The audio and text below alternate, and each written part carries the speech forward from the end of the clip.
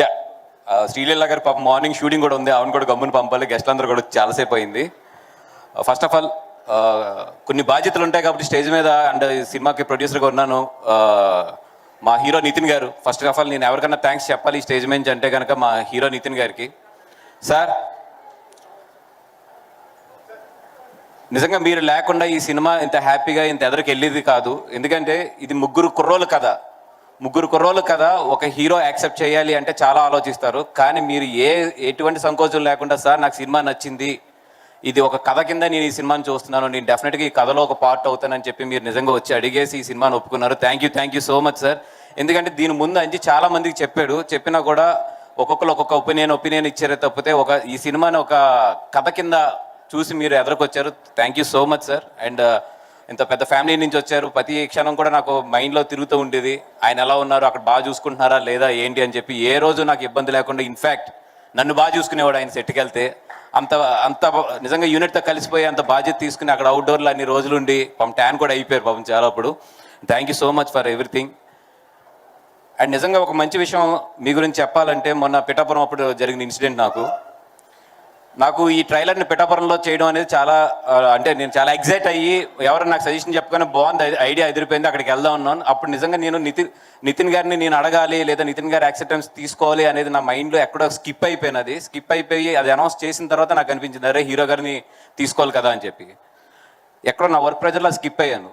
ఎక్కడో చిన్న టెన్షన్, అరే పెద్ద ఫ్యామిలీ, జూనియర్ ఎన్టీఆర్ గారి ఫ్యామిలీ, ఇప్పుడు నేను ఈ విషయం చెప్పాలి, ఎలాగవుతుంది అని చెప్పి నేను చాలా భజన పెడుతుంటే ఆయన ఫోన్ చేసి, సార్ ఇట్లా ఉంది సిచ్యువేషన్, మీరు ఒకసారి మీ ఫ్యామిలీతో కన్సల్ట్ చేస్తారని అడిగినప్పుడు ఆయన జూనియర్ ఎన్టీఆర్ గారికి కాల్ చేసి మళ్ళీ నాకు కాల్ బ్యాక్ చేశారు. ఆయన ఒకటే చెప్పారు, సార్ నేను మా బావగారిని అడిగాను, సినిమాకు ఉపయోగపడుతుంది, నీ ప్రొడ్యూసర్ అక్కడ 100% కరెక్ట్ అనుకుంటే నువ్వు వెళ్ళి చేసే దీని గురించి ఎక్కువ ఆలోచించొద్దు అన్నాడంటే ఆయన. నిజంగా hats off to him.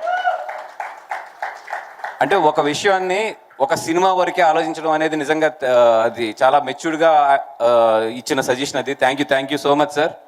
And ఈరోజు నేను ఇందాక కార్లో వస్తున్నప్పుడు అరవింద్ గారు చిన్న స్పేస్ తీసుకుంటాను, నాకు తెలుసు బోర్డు లేదులేండి. ఇందాక నేను కార్లో వస్తున్నప్పుడు ఒకటి ఆలోచించుకుంటూ వస్తూ ఏదో మా వాళ్ళు నాకు నోట్స్ ఒకటి పంపితే దాంట్లో ఉంది, జానీ సినిమాకి ఒక యానిమేటర్ కింద వచ్చి ఈరోజు గీతార్స్లో ప్రొడ్యూసర్ కింద అయ్యాడు అని చెప్పి రాస్తే నాకు ఒక్క నిమిషంలో మొత్తం నా లైఫ్ జర్నీ అంతా కూడా ఫ్లాష్ అవుతూ వచ్చింది. దానికి ఏదో రోజు నేను అరవింద్ గారి గురించి స్టేజ్ మీద మాట్లాడాలి. అది ఈ రోజు కాదు, ఆ రోజు తొందరలోనే వస్తుంది. కానీ ఈరోజు క్లుప్తంగా మాత్రం ఒక మాట చెప్తాను. ఒక పాలకొల్లు నుంచి చాలా సాదా సీదీగా ఒక యానిమేటర్, ఒక 3D నేర్చుకున్న ఒక యానిమేటర్ వచ్చి ఈరోజు చిరంజీవి గారు, అల్లు అరవింద్ గారు వీళ్ళందరూ చాలా కష్టపడి ఏర్పరచుకున్న ఒక మహావృక్షం కింద ఒక చిన్న ఏరు కింద బయలుదేరి నేను ఒక చెట్టు అయి ఒక జూనియర్ ఎన్టీఆర్ గారి ఫ్యామిలీ నుంచి ఒక హీరోతో సినిమా తీయగలిగాను అంటే నిజంగా నాకు దేవుడు ఎంత అదృష్టం, ఏ జన్మలో నేను ఇది చేసుకున్న పుణ్యం అయి ఉంటుంది అనుకున్నాను. అదేవిధంగా నేను చిన్నప్పటి నుంచి కూడా పవన్ కళ్యాణ్ గారి అభిమాని. అంటే ఆయన ఖుషి సినిమా చూసి మా నాన్న దగ్గర అంబాసిడర్కి తాళాలు దొబ్బేసి నేను సెల్ఫ్ డ్రైవ్ చేసుకుంటూ హైదరాబాద్ వచ్చిన కుర్రోడిని ఈరోజు ఎంత పుణ్యం చేసుకుని ఉంటే ఆయనతో పాటు ఒక పొలిటికల్ జర్నీలో ఆయన వెనకాల అడుగులు అడిగేసుకెళ్ళగలుగుతున్నానంటే ఎక్కడో ఏదో పెద్ద పుణ్యం చేసి ఉంటాను నేను అని చెప్పి. ఇంత మంచి జర్నీ నాది వెళ్తున్నది.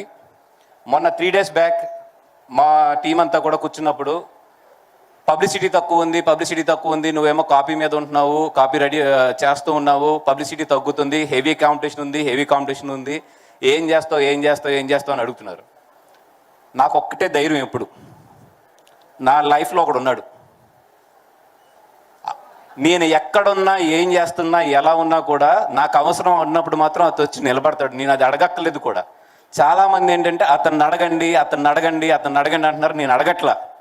డైలాగ్స్ కూడా పడుతున్నాయి, ఏమని లేదు వీళ్ళిద్దరికి ఏదో గ్యాప్ వచ్చింది, ఈయన ఆయనతో సరిగ్గా ఉండట్లేదు, ఆయన ఈయనతో సరిగ్గా ఉండట్లేదు, ఇవన్నీ డైలాగ్స్ పడతానే ఉన్నాయి, నాకు వినబడతానే ఉన్నాయి.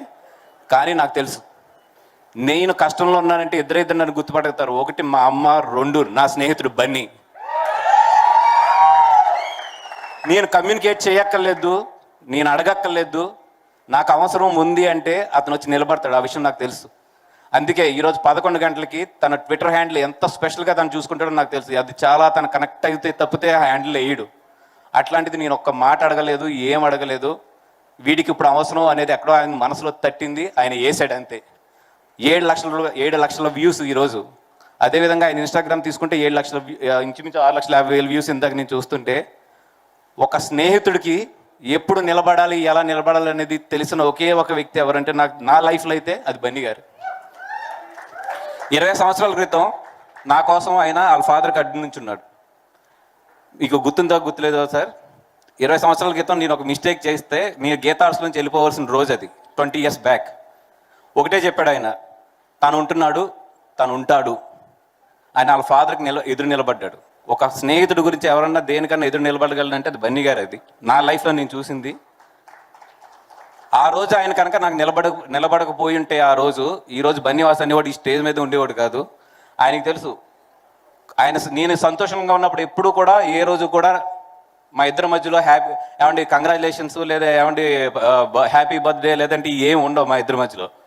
కానీ నాకు అవసరమై నాకే కదా, తన లైఫ్లో ఏ ఫ్రెండ్ కన్నా సరే వీడు పడుతున్నాడు అన్నప్పుడు మాత్రం పట్టుకునే క్యారెక్టర్ మాత్రం అతనికి ఉంది 100%. ఆయన ఎక్కడున్నా ఏం చేస్తున్నా, నేను ఎక్కడున్నా ఏం చేస్తున్నా కూడా ఆయన బాగుండాలి అంతే. ఎందుకంటే ఆయన మంచి మనిషి. అది అండ్ చాలా ఎమోషన్ ఉంది, but control. Yes, coming back to the film. Sorry,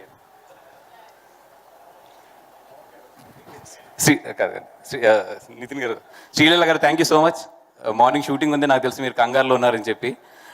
thank you so much for coming and wishing. మమ్మల్ని అందరూ విష్ చేయడానికి వచ్చినందుకు. మిమ్మల్ని పిలవడానికి ఒకటే మాకు మెయిన్ రీజన్ ఏంటంటే మీ ఎనర్జీ ఎంత ఉంటుంది, ఈ సినిమా కూడా అంత ఎనర్జీ ఉంటుంది. అందుకని ఎవరిని పిలిస్తే బాగుంటుంది అంటే మోజ్ ఎనర్జెటిక్ ఎవరు అని ఎదుగుతుంటే 100% 2-3 నోట్లోంచి మీ పేరే వచ్చింది. అందుకని మిమ్మల్ని ఇక్కడికి 100% రావాలనుకున్నాం. అట్లాగే మా నిఖిల్ భాయ్ ఫోన్ చేస్తే ఒకటే అన్నాడు, ఎవరిని పిలుస్తున్నావు, ఎందుకు పిలుస్తున్నావు అన్నాడు. అంటే నిఖిల్ భాయ్ ఇట్లా ఫంక్షన్ ఉందంటే, నా ఫంక్షన్కి నేను వస్తున్నాను, ఇది నా బ్యానరు, నా సినిమా, నేను వస్తున్నాను, నేను గెస్ట్ ఇవన్నీ కాదు, నా సినిమాకి నేను వస్తున్నాను, I'm also like A producer అని చెప్పి నాకు ఇంకా రెండో మాట కూడా నాతో మాట్లాడించకుండా ఎన్నింటికి రావాలి, ఎక్కడికి రావాలి, నాకు ఎవరు కమ్యూనికేట్ చేస్తారని చెప్పాడు. Thank you Nikhil bhai, thank you so much for everything. And Manji, అలాగే మొత్తం మా టెక్నీషియన్స్ అందరూ, అదేవిధంగా thank you so much for Riyaz and Banu. Because ఈ కథను తీసుకొచ్చి నాకు చెప్పించిన వెంటనే నేను ఒకటే చెప్పాను, ఈ కథ నుంచి అయితే నేను పార్ట్నర్షిప్ ఇవ్వాలని, ఈ కథ నేను దొబ్బేస్తున్నాను అని చెప్పాను. అంత క్లారిటీగా చెప్పాను, ఎందుకంటే ఈ కథ నాకు అంత బాగా నచ్చింది. అండ్ ఈ సినిమాని మెయిన్ ఈరోజు నేను అనుదీప్ గారిని కానీ మా కళ్యాణ్ గారిని కానీ ఇక్కడికి రమ్మంటానికి మెయిన్ కారణం ఏంటంటే, సార్ నేను జాతిరత్నాలు చూసినప్పుడు ఇంటికి వెళ్ళి కుళ్ళుకున్నా. ఏంటంటే ఇట్లాంటి ఇంత మంచి అంటే థియేటర్ బౌన్స్ అవుతుంటే నాకు పొట్ట ఇది నొప్పి వస్తుంటే, అబ్బా నా లైఫ్లో ఇలాంటి ఎంటర్టైనర్ ఎప్పుడన్నా తీయాలి ఒకటి అని చెప్పి నిజంగా ఆ రోజు అనుకున్నాను సార్. ఈ కథ విన్నప్పుడు నేను అంతా ఎంజాయ్ చేశాను. నిజంగా మీరు జాతిరత్నాలు అనేది తీయకుండా ఉంటే కనుక మాకు ఒక స్క్రీన్ ప్లే మీద నవ్విస్తూ తీసుకెళ్లే సినిమా మీద నమ్మకం వచ్చేది కాదు. Thank you so much. మీ జాతిరత్నాలు అనేది ఎంతమందికి లైఫ్ ఇచ్చిందో. అదేవిధంగా మ్యాడ్ ఈ మధ్యలో చూసిన one of the best timer థియేటర్లో. నేను నాకు చాలాసార్లు మీతో కూడా చెప్పినట్టున్నాను. Thank you so much for entertaining us. ఈ సినిమా డెఫినెట్గా అంత నవ్వించాలని కోరుకుంటున్నాను సార్. అండ్ వంజీ కూడా చాలా బాగా చేశాడు. అండ్ మా అజయ్ అర్సద్ అండ్ మా రామ్ గారు, వీళ్ళందరికీ కూడా థ్యాంక్ యూ సో మచ్. మాట్లాడాలి బట్ చాలాసేపు అయింది. ప్రతి టెక్నీషియన్స్కి అందరికీ కూడా మాట్లాడాలి, కానీ ఇక్కడ స్టేజ్ మీద అంత టైం లేదు కాబట్టి thank you so much for every technician. And Nithin గారు and everybody and Vinod Kumar గారు, thank you so much. Nayan, నేను మళ్ళీ ఒక టైం తీసుకుని డెఫినెట్గా మాట్లాడతాను. Thank you so much. ఎవరైనా మర్చిపోయి ఉంటే క్షమించండి. థ్యాంక్ యూ వాసు గారు, thank you so much. Yes, and ఇప్పుడు ఎస్కేఎన్ గారిని మాట్లాడవలసిందిగా రిక్వెస్ట్ చేస్తున్నా.